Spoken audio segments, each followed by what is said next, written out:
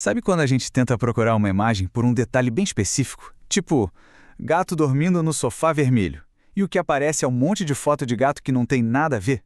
Pois é, hoje a gente vai mergulhar na tecnologia que está resolvendo exatamente isso, a recuperação multivetor.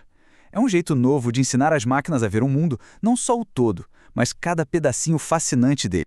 E essa é a grande questão, né? Como um computador entende que numa foto não tem só uma paisagem da cidade, mas sim uma pessoa de casaco vermelho andando perto de uma fonte? Os jeitos mais antigos de busca acabam perdendo esses detalhes. E é exatamente aqui que a coisa toda fica muito, mas muito interessante.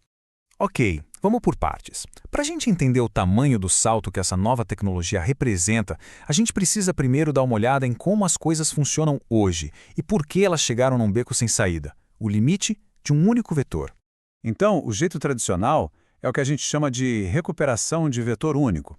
A melhor forma de imaginar isso é pensar num resumo de uma única frase para uma imagem inteira.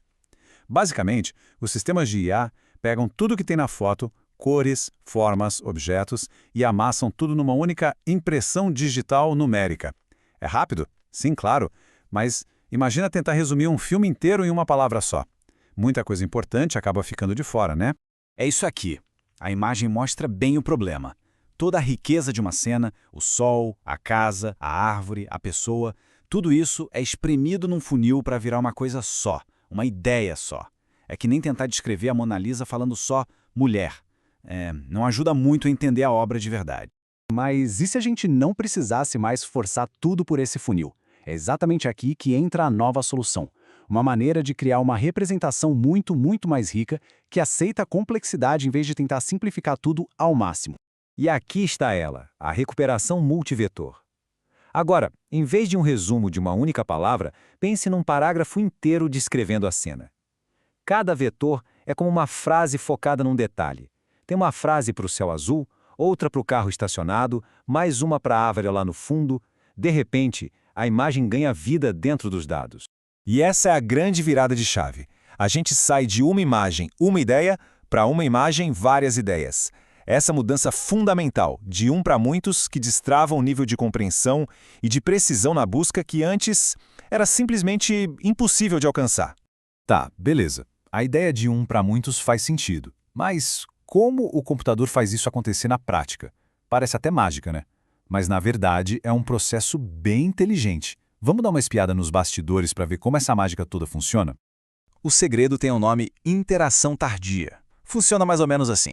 Primeiro, a imagem é toda fatiada em pedacinhos, tipo um quebra-cabeça, e cada peça ganha sua própria identidade vetorial. Segundo, o texto da busca, tipo cachorro azul com bola vermelha, também é quebrado em cachorro azul e bola vermelha, cada um com seu vetor. Terceiro, e aqui que está o pulo do gato, o sistema compara cada pedacinho da busca com cada pedacinho da imagem. E por último, ele soma os pontos para achar a imagem que não só tem um cachorro e uma bola, mas que tem o cachorro azul com a bola vermelha.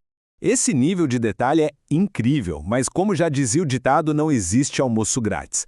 Todo esse poder de compreensão vem com um custo, e é super importante a gente entender quais são as trocas envolvidas nessa nova abordagem. E olha, os resultados falam por si.